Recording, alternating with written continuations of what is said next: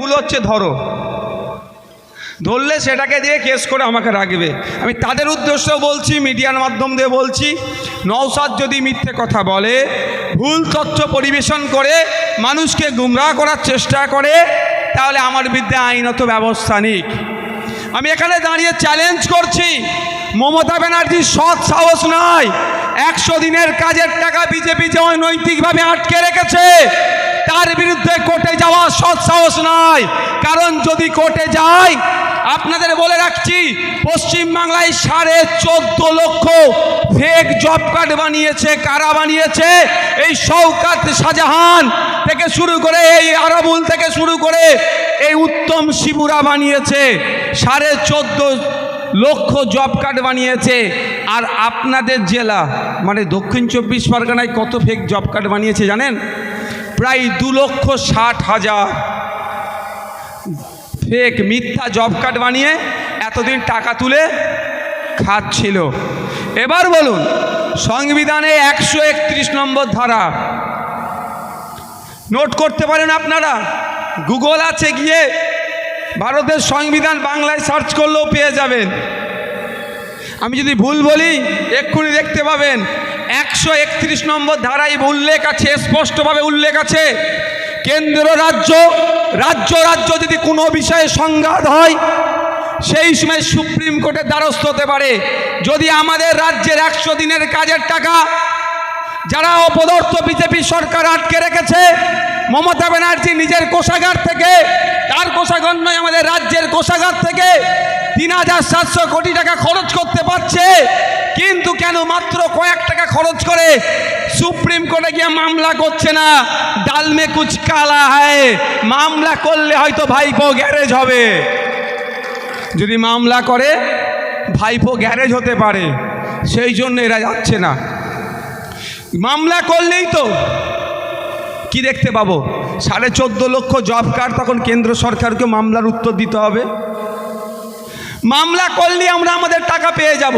রাজ্যের যে 21.5 লক্ষ মতো মানুষ জব কার্ড করে কাজ পায়নি, প্রথম কথা আপনাদেরকে বলে রাখি, যেভাবে আমাদের রাজ্যে যারা কাজ করে টাকা পায়নি, যে টাকাটা অপদার্থ বিজেপি সরকার আটকে রেখেছে, চরম অন্যায় করছে। আমরা 2024 সালে আমাদের টাকা আটকে রাখার জন্য সর্বপ্রথম জবাব আমরা বিজেপিকে দেব, বিজেপির বিরুদ্ধে ভোট দিয়ে তাকে বলে দেব 100 দিনের কাজের আইনে উল্লেখ আছে, কাজে কোনো জায়গায় দুর্নীতি হলে কেন্দ্র সরকার সেখানে তদন্ত করবে। আবার ওই কাজের আইনে উল্লেখ আছে, কাজ করার 15 দিনের মধ্যে যে কাজ করলো তাকে টাকাটা মিটিয়ে দিতে হবে। কেন্দ্র সরকার একটা আইনকে বহাল রাখছে আর অন্য আইনটাকে দেখতে পাচ্ছে না, এর জবাব আমরা দেব তো নাকি ভাই? 100 দিনের কাজের আইনে আগে জেনে নিতে হবে, আগে আপনাদের জানতে হবে যে আইনটা কি। 100 দিনের কাজের আইনে বলা আছে, কোনো জায়গায় যদি দুর্নীতি হয় সেই জায়গায় কেন্দ্র সরকার তদন্ত করবে। আবার ওই আইনের মধ্যেই বলা আছে, যে কাজ করেছে 15 দিনের মধ্যে তার টাকাটা বুঝিয়ে দিতে হবে। আমরা কি দেখছি? 2021 সাল থেকে শুনে আসছি 100 দিনের কাজের দুর্নীতি হয়েছে। 2021 সাল থেকে শুনে আসছি 100 দিনের কাজের দুর্নীতি হয়েছে। দুর্নীতির অজুহাত দেখিয়ে আমাদের বাংলায় যাদের 100 দিনের কাজ করে যাদের সংসার চলে, তাদের টাকাটা অপদার্থ সরকার আটকে রেখেছে। আমাদের বক্তব্য, আমরাও বলছি তো দুর্নীতি হয়েছে, কিন্তু এই শওকত শাহজাহানদের মতো যারা দুর্নীতি করেছে, শিবুদের, উত্তমদের মতো যারা দুর্নীতি করেছে, কেন এখনো জেলের বাইরে আছে? তাদেরকে ধরে জেলের মধ্যে রাখুন না, আমরা কিছুই বলবো না, কিন্তু আমরা যারা কাজ করেছি আমাদের টাকাটা বুঝিয়ে দিন। কেন বোঝাচ্ছে না? এইটা বিজেপির কেন্দ্র সরকার এই নোংরামি করছে, জবাবটা আমরা দেব বিজেপিকে। সাথে সাথে এই টাকা বন্ধ করার সাহসটা কোথা থেকে পাচ্ছে? তৃণমূলের দুর্নীতির ফলে। একটা পুকুরকে একাধিকবার পুকুর খনন করেছে, দেখিয়েছে, পুকুর কাটাকে দেখিয়েছে, জেসিপি দিয়ে খনন করেছে, আর কি দেখিয়েছে? মানুষ নাকি কাজ করেছে। আপনার আমার যারা 100 দিনের কাজ করে অ্যাকাউন্টে টাকা এসেছে, জোর করে 500,000 টাকা ধরিয়ে দিয়ে বাকি টাকা তুলে নিয়েছে, এই সমস্ত কমপ্লেনগুলোতে এসেছে। এই সমস্ত কমপ্লেনগুলো তো এসেছে, তদন্ত হচ্ছে। কিন্তু প্রশ্ন আমার, আপনারা প্রশ্ন করবেন, যারা দুর্নীতি করলো তাদেরকে কটা কেন্দ্রের বিজেপি সরকার জেলের মধ্যে রেখেছে? দুর্নীতি হয়েছে বলে চিৎকার বলছেন, শুভেন্দু বাবু চিৎকার করছেন, লকেট দি চিৎকার করছেন, অগ্নিমিত্রা পল চিৎকার করছেন, তা কি দিলীপ ঘোষ চিৎকার করছেন, সুকান্ত মজুমদার চিৎকার করছেন 100 দিনের কাজে দুর্নীতি হয়েছে। কিন্তু আমাদেরকে প্রশ্ন করতে হবে, দুর্নীতির জন্য তৃণমূলের কটা নেতাকে আপনারা জেলে রেখেছেন? প্রশ্ন করবেন না? ওরা শুধু পাবলিক গরম করছে, দুর্নীতি করলে হয়েছে বলছে, আর ভেতর ভেতর বিধানসভায় বসে চা খাচ্ছে একসাথে। আর বিষ্ণুপুর, ডায়মন্ড হারবার, লক্ষ্মীকান্তপুর, মথুরাপুর বুথ স্তরে মানুষ মাথা ফাটাচ্ছে। এটা হতে দেওয়া যাবে না।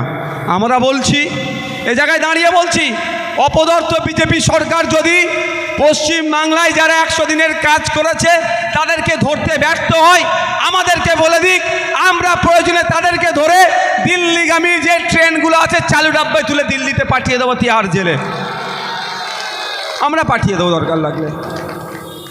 কিন্তু ঠিক ঘুরিয়ে তারা কোথায় যাচ্ছে? দুজনেই, বিজেপি আর তৃণমূল মিলে সাধারণ মানুষের পেটে মারছে। এর জবাব আমাদেরকে দিতে হবে। যেটা বলছিলাম, এরা চুরির হাত থেকে বাঁচার জন্য ইডি তদন্ত না করতে পারে, সিবিআই তদন্ত না করতে পারে, মাদ্রাসায় নিয়োগ যাতে বন্ধ করে রাখা যায়, যে বিভিন্ন যে দুর্নীতি হয়েছে সেই দুর্নীতিতে ইডি সিবিআই বা কেন্দ্রীয় কোনো সংস্থা না তদন্ত করতে পারে, কোটি কোটি টাকা খরচ করে দিল্লি চলে যাচ্ছে সুপ্রিম কোর্টে কেস করতে। কিন্তু আমাদের রাজ্যের যে 21 লক্ষের কাছাকাছি মানুষের 100 দিনের টাকা কেন্দ্র সরকার আটকে রেখেছে, সেটাকে ছাড়ানোর জন্য, সেটাকে নিয়ে আসার জন্য এরা কোর্ট বাদে সব জায়গায় নাটক করছে। আমি বলছি নাটক করছে। এই মাঝে মধ্যে দেখবেন র্যালি বার করে, 100 দিনের কাজের বঞ্চনার জবাব দাও, জবাব দাও। ওসব কিচ্ছু করতে হবে না ভাই, ওসব কিচ্ছু করার দরকার নেই। কোথায় যাবে? সুপ্রিম কোর্টে চলে যাবে। ধারা কত? 131 নম্বর ধারা। যদি আমি মিথ্যা বলি গুগলে সার্চ করুন। রাজস্থান সরকার, বিগত রাজস্থান সরকার কংগ্রেসের পিরিয়ড ছিল, ওখানেও 100 দিনের কাজের নিয়ে কেন্দ্র সরকার কিছু টাকা আটকে রেখেছিল। খোঁজ নিয়ে দেখুন, গুগলে সার্চ করলে পাওয়া যাবে। রাজস্থান সরকার সুপ্রিম কোর্টে গিয়েছিল 131 নম্বর 131 আর্টিকেল নাম্বার 131কে সামনে রেখে কেস করেছিল। টাকাটা কি হয়েছে খোঁজ নিন। আমাদের রাজ্য সরকার অল্প কয়েক টাকা খরচ করে সুপ্রিম কোর্টে যাবে না, আপনার আমার মেহনতের টাকা দিয়ে